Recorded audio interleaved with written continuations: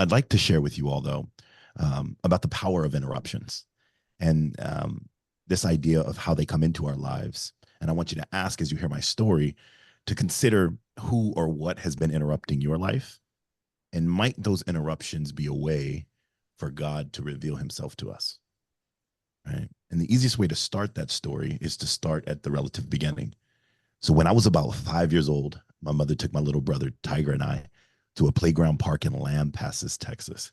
Now, I would be surprised if anyone here knew where Lampasas, Texas was, but it is a small little country town in central Texas. And my brother and I spent a lot of time at this park playing. And at this particular occasion, we were having a good time doing what little kids do. But you see, my brother and I were the kind of kids that would, people would say we always played relatively rough with one another. They would call us knuckleheads. And we always found ways to play games where we could do battles or wars or a conquest and accomplish, these great feats as little kids. And one game that we would always play, I'm sure maybe some of you have done it when you were younger, and if not, maybe your kids did. Anyone ever play Power Rangers? You know that, yeah, Mighty Morphin Power Rangers. And so we would play Power Rangers. And of course, the first thing you would do when you play Power Rangers is you pick the color of Power Ranger you're going to. Of course, I always picked the black one because that was my favorite one. And my little brother always picked the green or the white one. We're doing what little kids do, having a good time, making friends and playing this war game in the park. And after a while, I noticed that my mother's going across the park. Now, you probably wouldn't guess this, but I've always been a relatively husky kid. So running wasn't something that I liked to do too much. And mom had some distance on us. So I grabbed my little brother's hand and we started trotting across the park. And by the time we get to the other side of the park, we realize that mom is on the other side of the road. And when you're really little, what's the rule about crossing the road? People will tell you to look both ways, right? But when you're really, really little, you're told, don't cross the road without an adult's hand. So Tiger and I stopped and we got to screaming across the road, Mom, where are you going? What are you doing?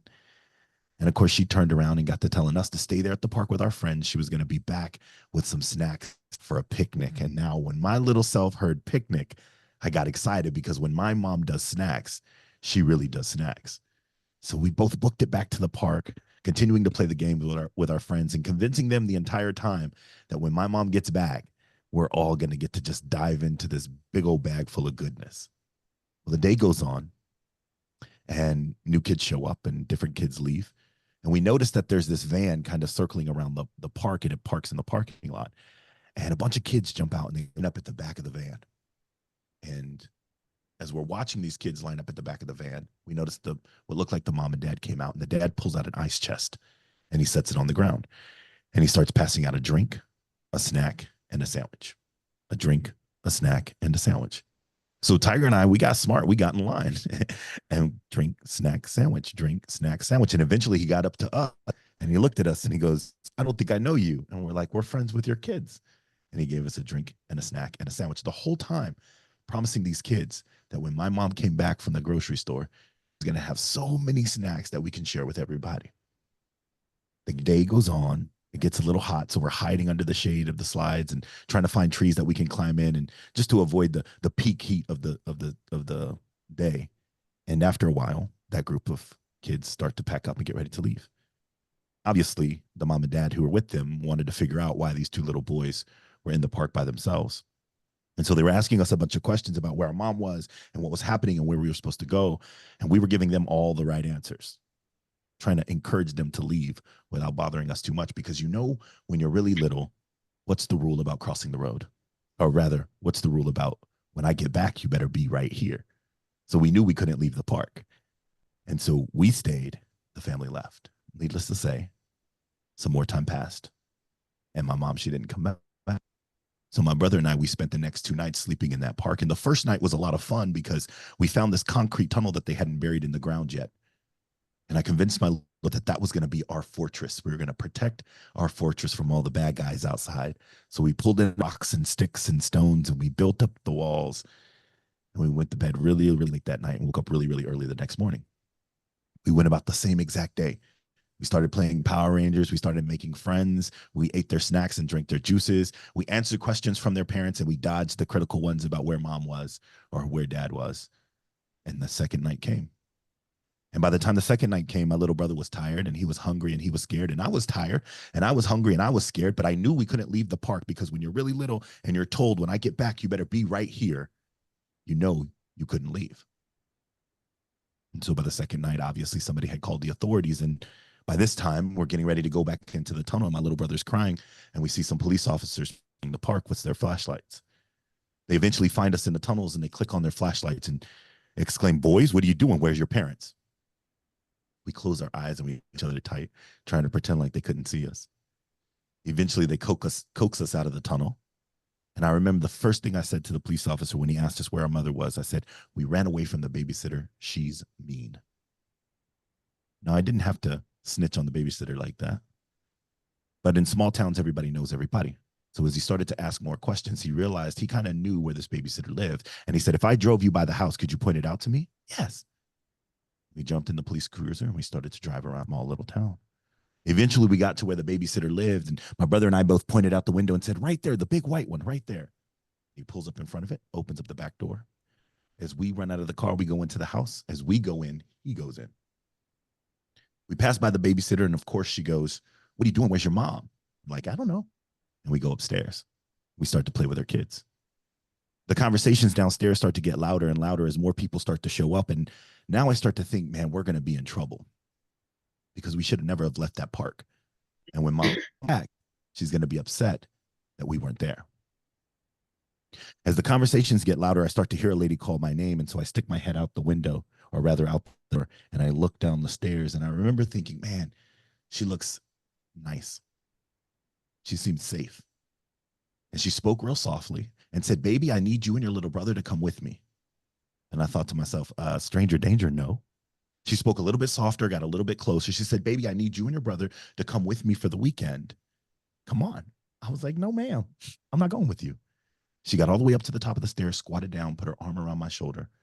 And she explained to me that I was going to be gone for 2 days, just the weekend. And she was going to take me back to my mom on Monday. So I made her pinky promise me. You know how you've ever done a pinky promise? You wrap your finger around theirs, you make that vow to never break it, right? We wrapped our fingers around each other. She said she was going to bring me back Monday. We walked downstairs and we got into her car and we drove away. Been a pretty long 2 days. So Tiger and I pass out pretty hard in the back seat of the car. And you know how when you're really little, you fall asleep in the car and you don't have a booster seat, you kind of get this little seatbelt smile across your face from laying on it. And my brother and I are teasing each other because we both see this smile. And I remember thinking, wow, we're at summer camp on a gravel road. And it was kind of country outside. And we pull up to this house, and in the doorway of the house is the silhouette of two people. We get out of the car and we walk up to the house. He proceeds to explain to us that this is your mom and this is your dad, or you can call them the Thomases if you want. 2 days turned into about 12 years of my little brother and I bouncing from foster home to group home to boys ranch to hospital to foster home to hotel to group home. They put us in places with people who looked nothing like us, talked nothing like us, acted nothing like us. They told us what to eat, what to wear, when to go to bed, and they told us who to call mom and dad. You see, they controlled every aspect of our lives, but the one thing they couldn't control was our behavior. We used it in a very negative way. Tiger would act up, I would act up. When he would be yelling and cursing at the foster mom, I would be yelling and cursing at the foster dad. If Tiger got in a fight at school, I got out of my seat, walked down the hallway, and I found the kid that he was fighting, and I got in a fight too. This back and forth, this tit for tat got so bad that eventually my foster parents told me we had to go see a judge. Now, the only thing I knew about seeing a judge was my older foster brothers would always get dressed up real nice. So I thought, I got to wear my Sunday clothes. I get to dig it in my basket because I had messed up my Sunday clothes the weekend before and ended up having to borrow a pair of slacks from one of my foster brothers and a nice button up. I even tucked in my shirt. I thought I was looking good. To court and a bunch of conversations about a lot of things that didn't ever make sense to me. And towards the end, the judge asked us to come up to the front. Naturally, I down and grabbed my brother's hand because he's always next to me. We walk up to the front, and I remember the judge having a conversation about some things that didn't really make sense. But he did say, "I hope your life moving forward is better." And this lady grabs my hand and she starts walking me out the door. Again, I turn around looking for my little brother because if any of you have siblings growing up, they're usually always attached to you like they're your shadow. But someone else had my little brother's hand and they were walking him out another door. And so I'm trying to explain to the lady, hey, miss, we got to go get my little brother. He needs to come with me. And she's like, no, baby, you got to come with me. And I'm like, you don't seem to understand. I need to get my little brother. And I'm a big kid now, right? So I pull away from her and I run across the courtroom. But by the time I get to the other side, he's already out the door and gone. You see, that day they decided to split us up. No other foster family would take us together because our behavior was tense. And that was the first time I gave up on myself. I convinced myself that I was going to be the meanest and most frustrating, most gnarly kid I could be.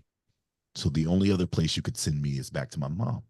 And then I can convince her that we should go find my siblings. I carried this animosity, this frustration with me every single place that I went. Elementary school was very difficult for me because I was a knucklehead. I was always finding excuses to fight and to engage in any kind of conflict I could. If attention was put on me, I made a scene and I tried to put it off of me. I bounced from foster home to group home to boys ranch to hospital to sometimes hotels to group homes. And then one day I was sitting in an ISP, which is an assessment of the foster child in a new home. And they talk about how you're supposed to behave and the expectations they have for you.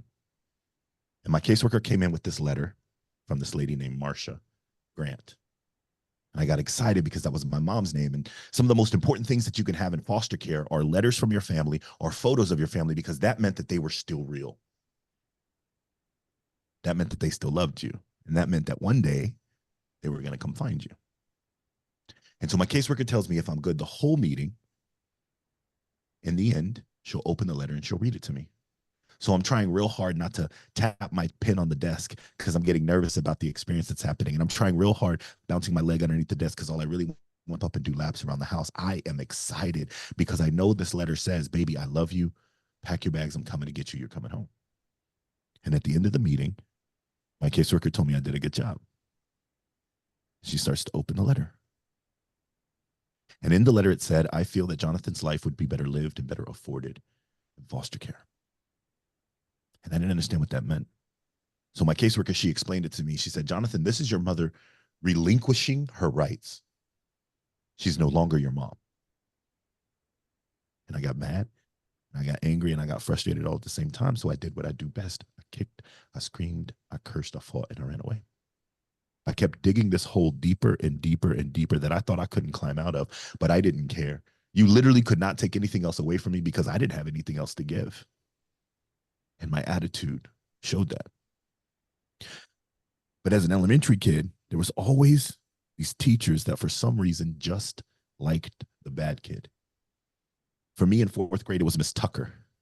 She was the kind of teacher that could make a book come to life as she read because she would change her voice for every character that existed in the book.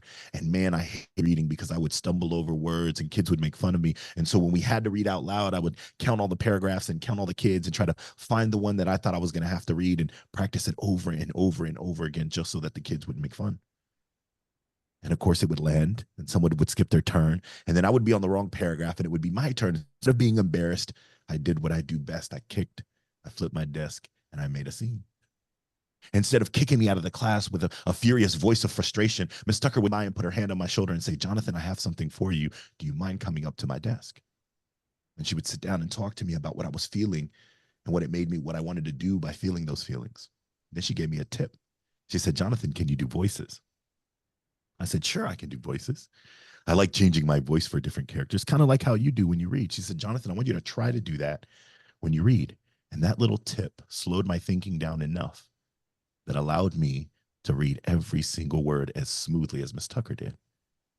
She helped me discover a love for reading. And I didn't instantly become this uber dedicated reader, but I started to realize that I could do something different than what I had always expected myself to be able to do. She interrupted my life just a little bit. She took me off the path of destruction and anger and frustration around reading, and she put me on a path to discovering a world beyond my own imagination through the pages and books, through the hallways and libraries. And I got really good at it. I continued on, moving from foster home to group home, from classroom to school. And eventually I got into middle school. And in middle school, I was developing as a young man. I was typically the more bigger kid in class. So anytime a problem presented itself to me, I dealt with it physically, whether it be with a friend or a peer or a teacher or sometimes even a principal. If I was in trouble, I was fighting. In middle school, I was the kid who would sit in the back of the classroom and I would laugh and make jokes with my friends. And the teacher would get frustrated and throw the eraser across the room and ask me to get out of the class. I'm sick and tired of your voice. And I would flip my desk, kick my chair, and storm out the classroom, peek through every little window at every other classroom I passed to disrupt it. While everyone points and laughs, look at Big John in the hallway again. I carried that image like a badge of pride, this disruptor, this angry boy. But I kept the secret of the fact that I was a foster kid because I didn't want anybody to know. I didn't want anybody to know that my mother didn't want me and that I didn't know my father. I just wanted to be a regular kid with regular kid problems. But I wasn't a regular kid and I didn't have regular kid problems. And sometimes people found out. You see, it was really difficult to hide the fact that I was a foster kid because my parents did not look like me. The last foster home I was with, this was in high school. In high school, I was introduced to a new problem.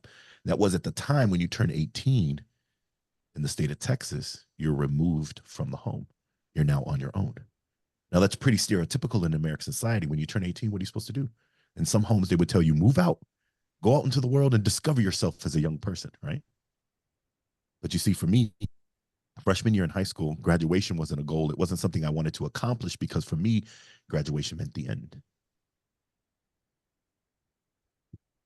But I remember this teacher in middle school who gave me a little bit of hope. Her name was Amy Reynolds.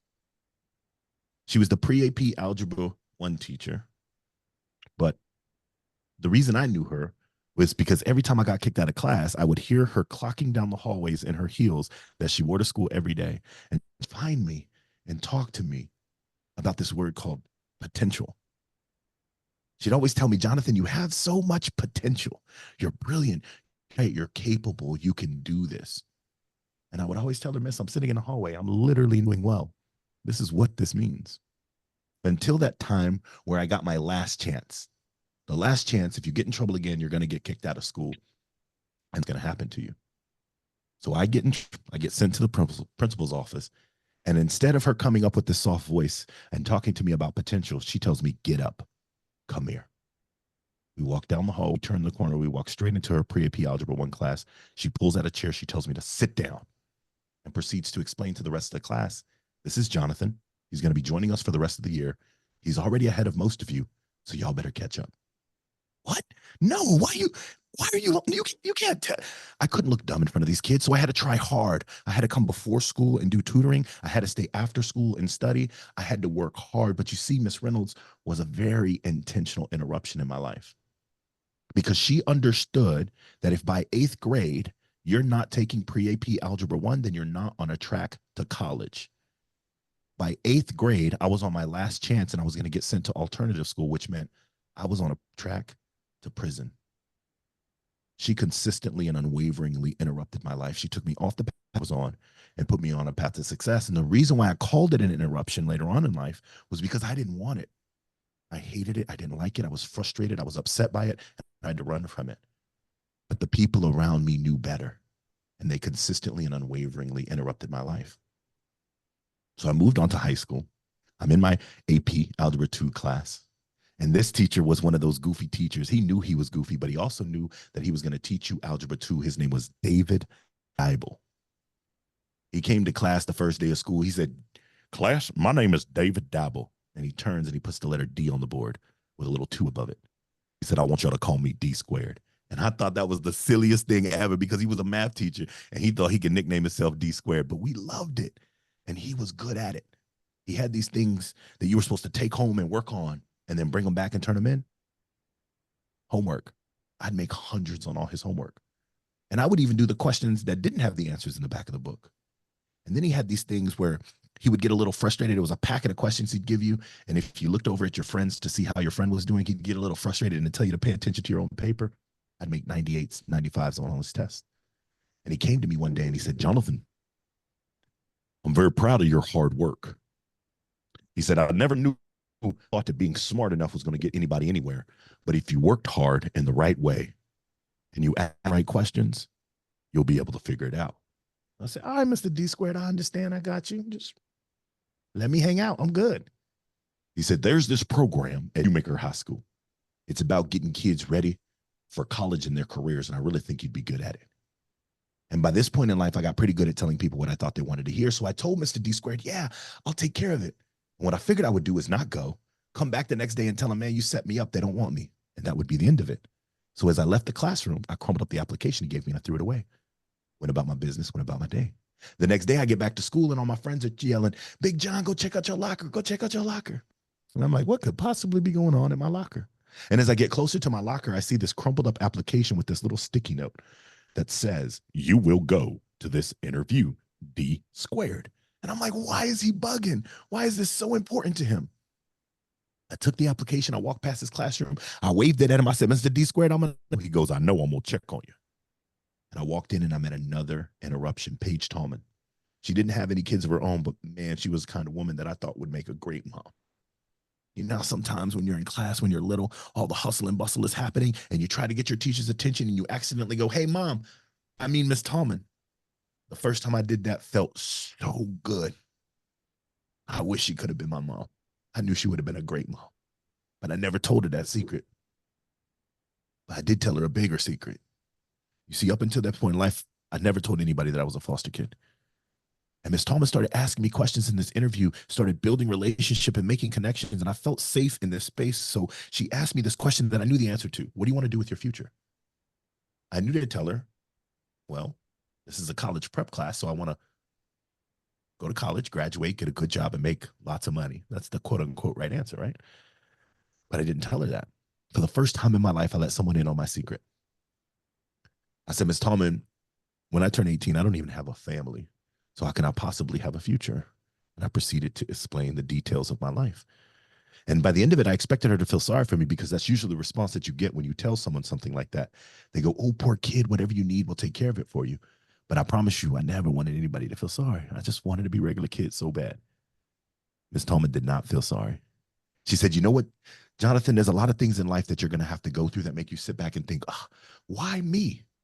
But she said, every time you face those challenges and you pursue them with all the fervor and dedication in your heart, you will overcome it and you will make your future brighter for yourself because you know what hard work feels like and your life becomes valuable to you.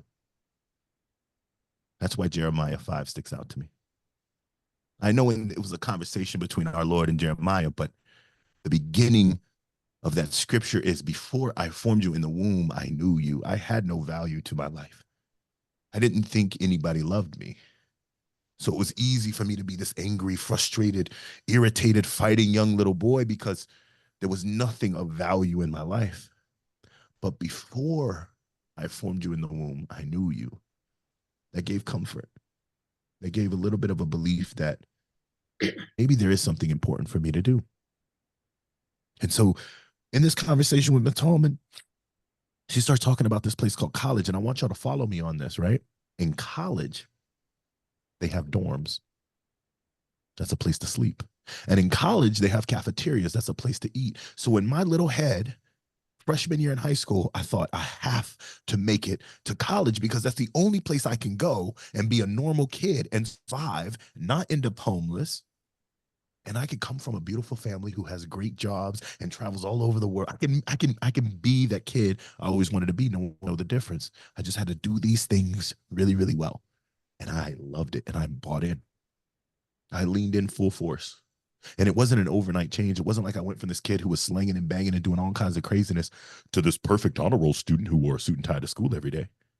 By the end of it all, I was on honor roll. And today I own a few nice suits and ties. But it was a journey of interruptions, consistent and unwavering interruptions, taking me off the path that I was on and putting onto a path to success. I'm going to wrap up in just a second and open up the floor for some questions.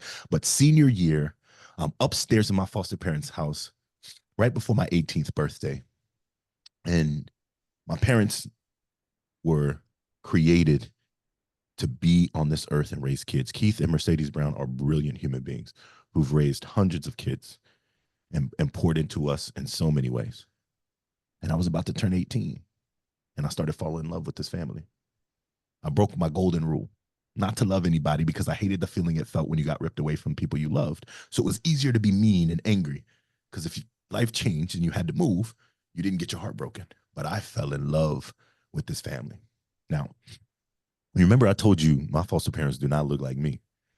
My foster mother is from Panama. She's a light-skinned Hispanic woman. So I would tell people, soy panameño.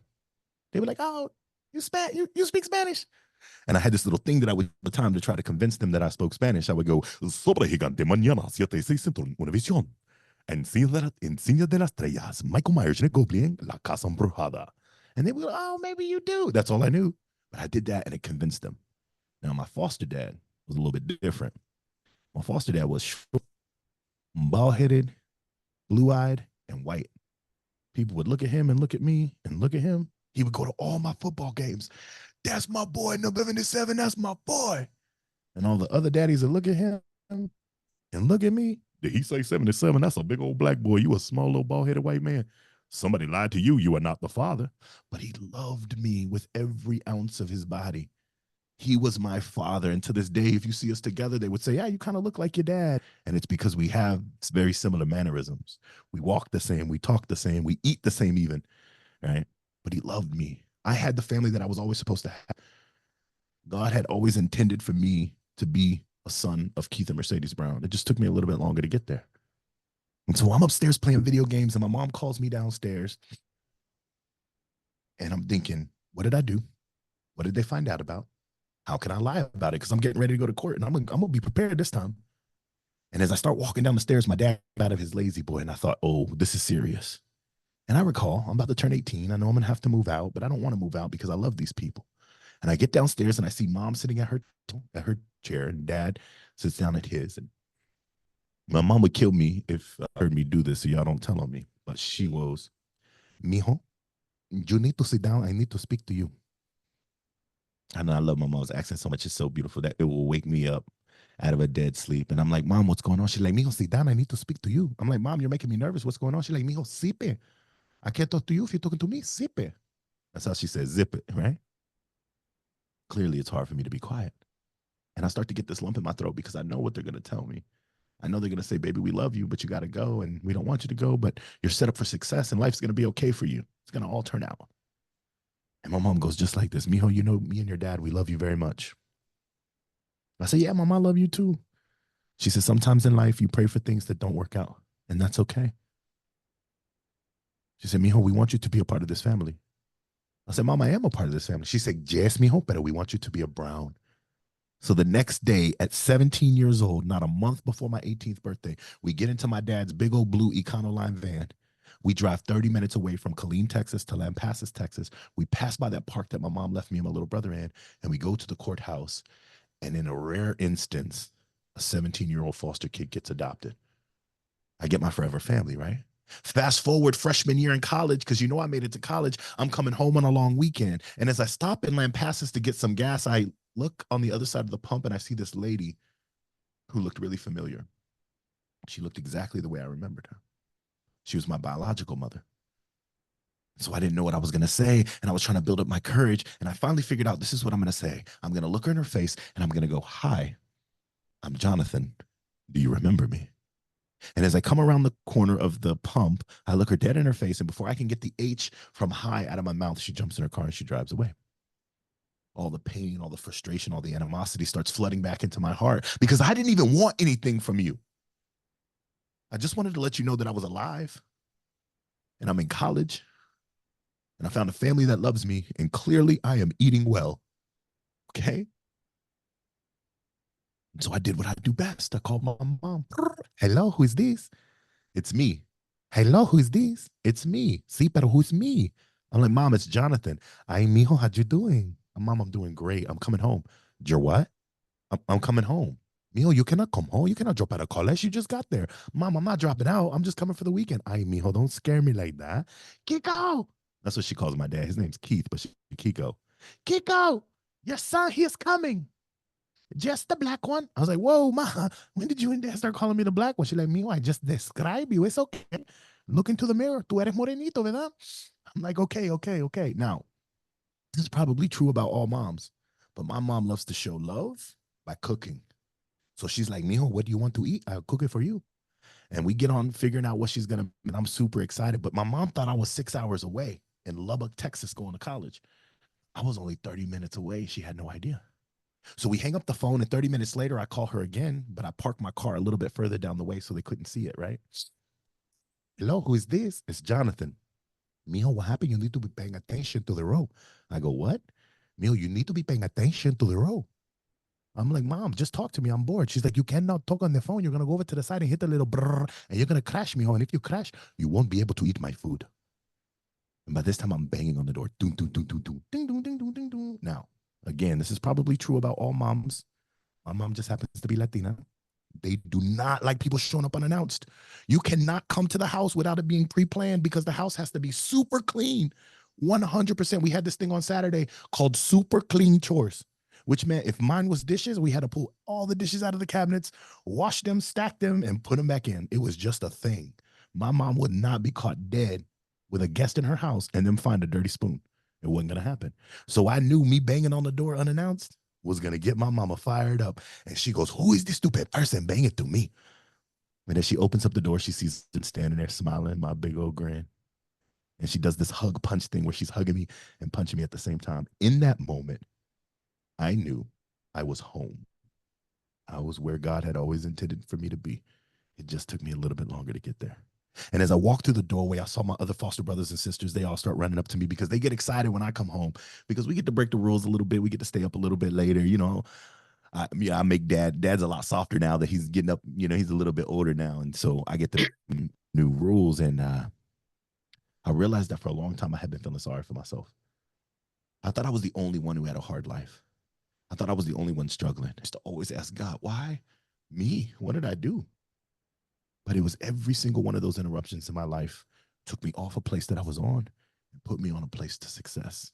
It allowed me to live a fulfilling and happy and joyful life. If none of those interruptions happened, Keith and Mercedes Brown would have never been able to be my parents. And that was written. Sometimes interruptions are frustrating. They're irritating. We don't like them and we fight them and we push them away. But sometimes those interruptions are the way that God is to reveal himself to us so that we can move down the path he has designed for us to take, as opposed to be fervently fighting a path that was absolutely doomed.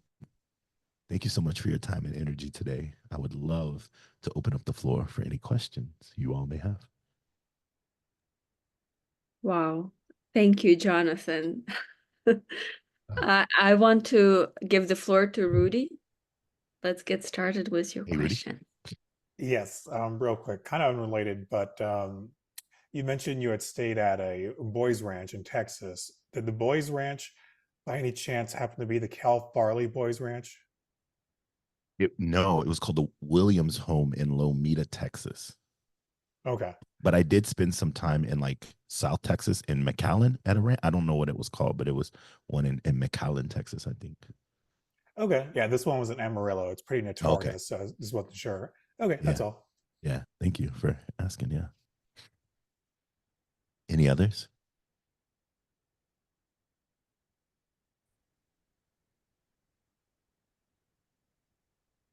It may take a moment to unmute.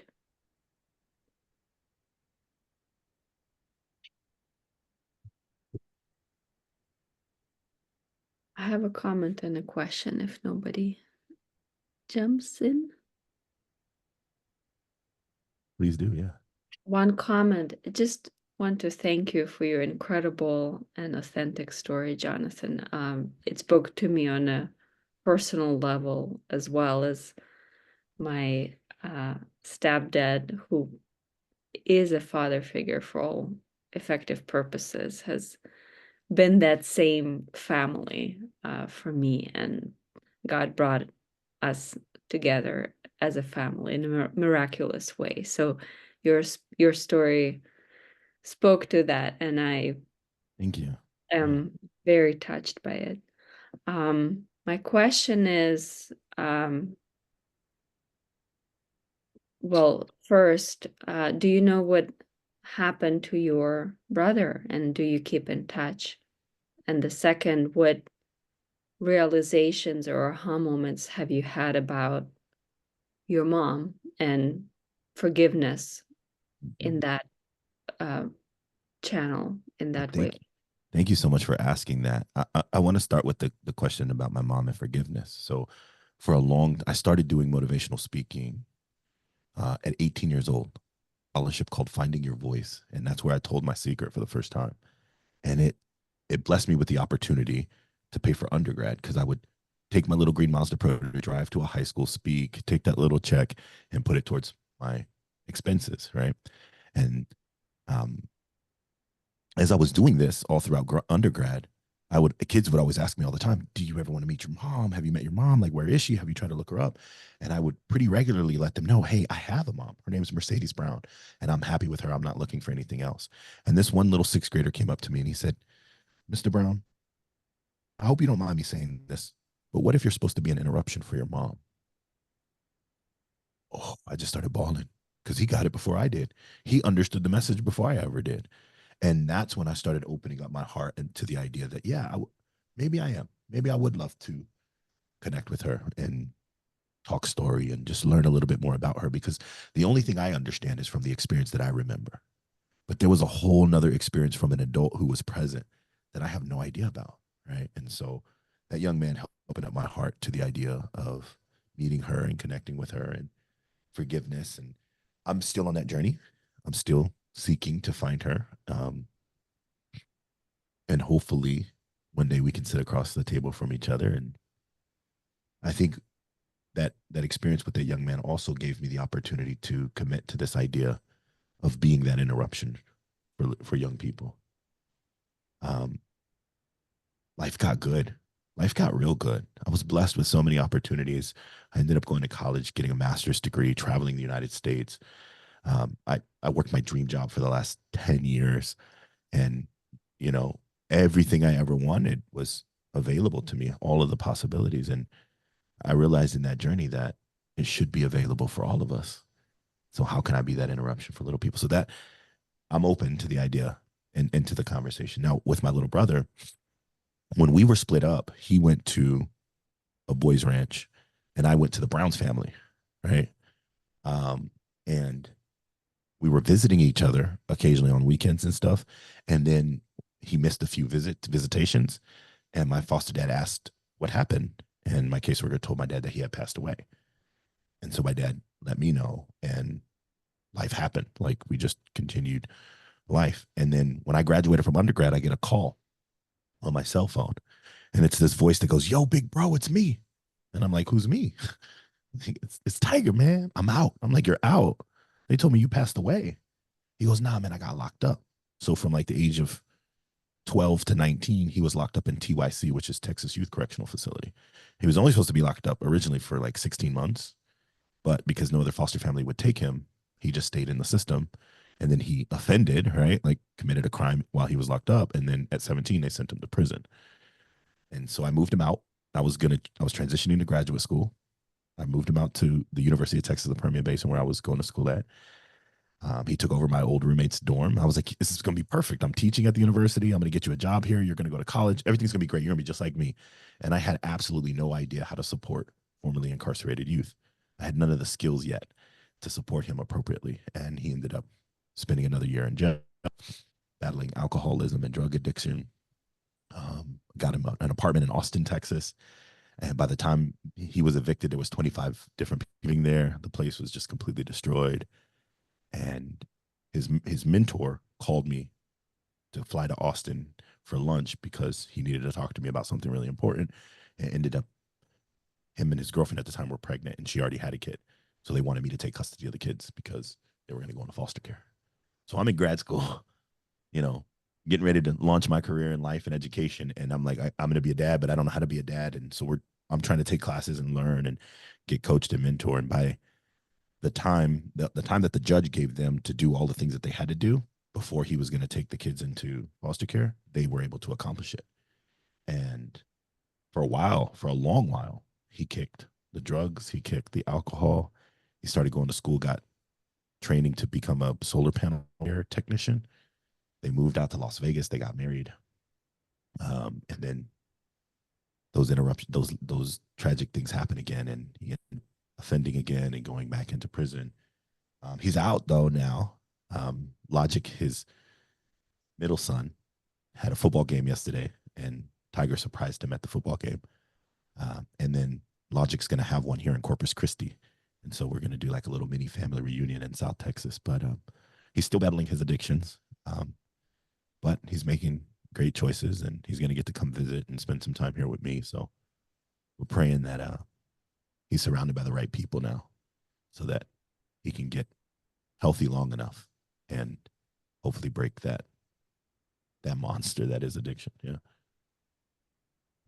What an incredible story. Thank you.